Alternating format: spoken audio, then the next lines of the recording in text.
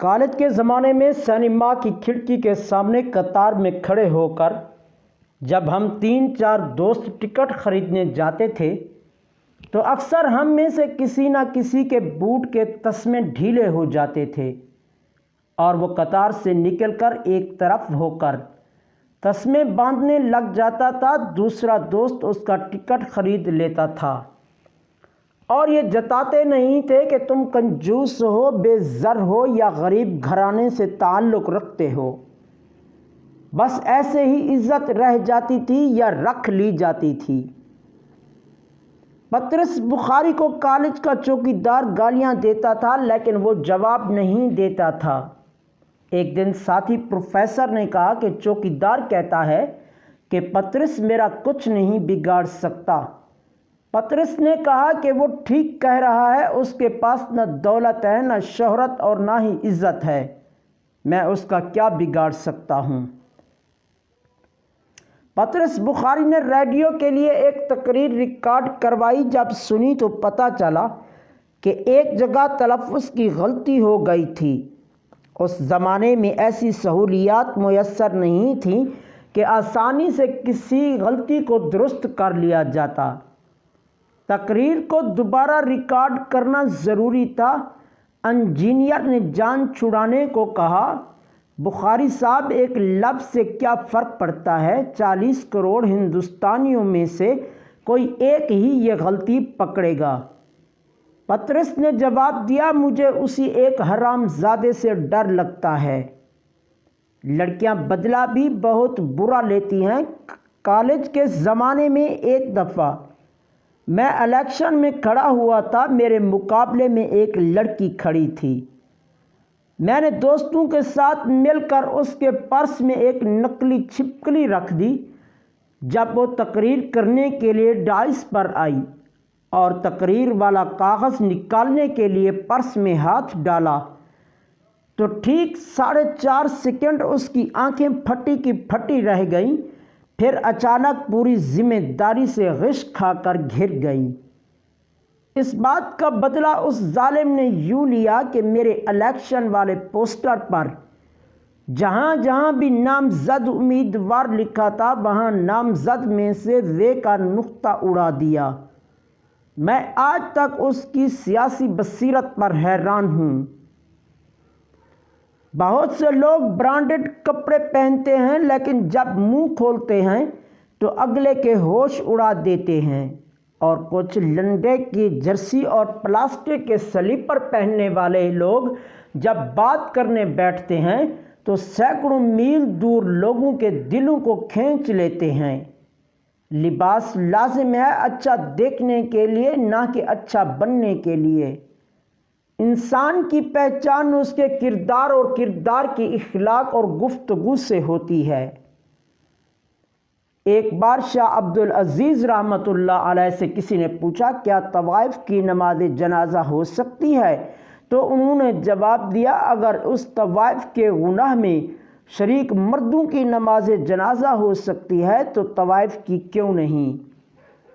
میری عقل حیران ہے کہ لال بیگ اور چھپکلی سے ڈرنے والی حساس لڑکیاں کسی غیر مرد سے اکیلے میں ملنے سے کیوں نہیں ڈرتی، جبکہ لال بیگ اور چھپکلی کوئی نقصان نہیں پہنچاتی، مگر ایک غیر مرد تمہارا جسم، تمہاری روح، تمہاری پاک دامنی، تمہاری عزت، تمہارے خاندان کا نام اور یہاں تک کہ تمہاری آخرت کو ہمیشہ کے لیے تباہ و برباد کر سکتا ہے۔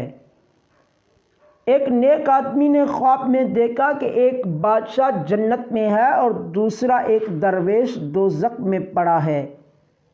وہ سوچ میں پڑ گیا کہ لوگ تو یہ سمجھ رہے تھے کہ بادشاہ دوزخ میں ہوگا اور درویش جنت میں، لیکن یہاں تو معاملہ اس کے برعکس نکلا۔ معلوم نہیں اس کا کیا سبب ہے، غیب سے آواز آئی، یہ بادشاہ درویشوں سے عقیدت رکھتا تھا، اس لیے بہشت میں درویش کو بادشاہوں کے تقرب کا بڑا شوق تھا اور وہ اس لیے جہنم میں ہے۔ مصر میں کسی جگہ 2 بھائی رہتے تھے، ایک نے علم پڑھا اور دوسرا مال جمع کرتا رہا۔ نتیجہ یہ ہوا کہ پڑھنے والا تو عالم ہو گیا اور روپیہ جمع کرنے والا شاہی خزانچی بن گیا۔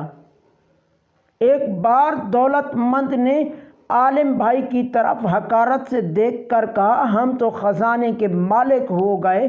مگر عالم بھائی نے کہا، بھائی جان، میں تو اس حال پر خدا کا شکر گزار ہوں کہ اس نے مجھے پیغمبروں کی میراث یعنی علم عطا فرمایا ہے، مگر آپ ہیں کہ فرعون کی وراثت یعنی مصر کی حکومت پر اتر رہے ہیں۔ ایک مسافر کسی بڑے ریگستان میں راستہ بھول گیا۔ بدقسمتی سے کھانا بھی ختم ہو چکا تھا اور برداشت کی طاقت نہ رہی تھی۔ ہاں، کمر سے کچھ روپے بندھے تھے۔ جب ارد گرد پھر کر غریب نے کہیں راہ نہ پائی تو بے چینی سے جان دے دی۔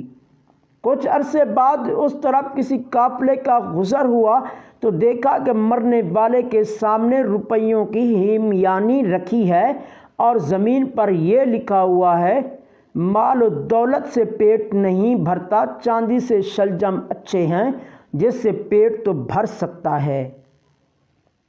ایک شخص نہایت خوش خلق اور نیک سیرت تھا۔ وہ بروں کو بھی بھلا کہتا تھا کیونکہ اپنی نیک فطرت کی وجہ سے اس کی نظر ان کے عیبوں پر نہیں جاتی تھی۔ جب اس نے دنیا فانی سے کوچ کیا تو کسی نے خواب میں دیکھا اور پوچھا کہ مرنے کے بعد تیرا کیا حال ہوا؟ اس نے ہنستے ہوئے جواب دیا کہ الحمدللہ مجھ پر کوئی سختی نہیں کی گئی کیونکہ میں نے بھی کسی کے ساتھ سختی نہ کی تھی۔ ایک عقل مند نوجوان دناؤں کی محفل میں کبھی بیٹھا تو بحث و تقریر سے ہمیشہ الگ رہتا۔ ایک دفعہ اس کے باپ نے کہا، برخوردار، تم دناؤں کی مجلس میں گونگوں کی طرح چپ چاپ کیوں بیٹھے رہتے ہو؟ عقل مند نے عرض کیا کہ قبلہ، اس اندیشے سے کہ مجھ سے کوئی ایسی بات نہ پوچھی جائے جس کا جواب نہ دے سکوں اور خام خواہ شرمندگی حاصل ہو۔ چلتے ہیں آج کے نسخے کی طرف۔ نسخہ ایسا کہ جس کے استعمال کرنے سے عورت کی چیخیں نکل جائیں گی، اور آپ نے نسخے کو دن میں 2 بار استعمال کرنا ہے۔ تقریباً 10 دن تک استعمال کریں گے۔ آپ کی عورت 5 منٹ تک برداشت نہیں کر سکے گی اور آپ کے قدموں میں گر جائے گی۔ اب چلتے ہیں نسخے کی طرف کہ نسخہ تیار کس طرح کرنا ہے اور کون سی اشیاء کی ضرورت پڑے گی۔ دال ماش 10 گرام، دودھ آدھا پاؤ، شکر برون 20 گرام۔ سب سے پہلے آپ نے دال کو دودھ میں شامل کر لیں گے، 24 گھنٹے تک اسی طرح رکھ دیں گے۔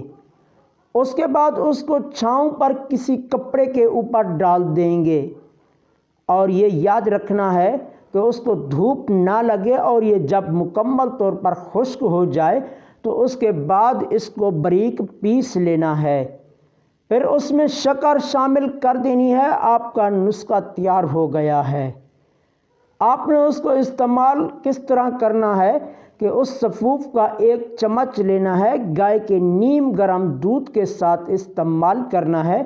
کھانا کھانے کے 2 گھنٹے کے بعد آپ کا عضو تناسل موٹا، لمبا اور سخت ہو جائے گا اور آپ خود حیران ہو جائیں گے۔ ہم پھر ملاقات کریں گے اگلی ویڈیو میں، جہاں ہم اور دلچسپ اور سبق آموز موضوعات پر بات کریں گے۔ اگر آپ کو یہ ویڈیو پسند آئی ہو تو براہ کرم اسے لائک کریں اور ہمارے چینل کو سبسکرائب کریں تاکہ آپ ہماری نئی ویڈیو سے باخبر رہ سکیں۔ آپ تمام دوستوں کا شکریہ کہ آپ نے میری ویڈیو دیکھی۔ آپ کو میری یہ ویڈیو پسند آئی ہو تو اپنے دوستوں کے ساتھ شیئر ضرور کریں۔ اگر آپ کو کوئی سوال یا تبصرہ ہے تو براہ کرم نیچے کمنٹس میں شیئر کریں، میں آپ کے جوابات دینے کے لیے موجود ہوں۔ آپ کا وقت دینے کا بہت شکریہ۔ پھر ملاقات کریں گے ایک نئی ویڈیو میں۔ اللہ حافظ۔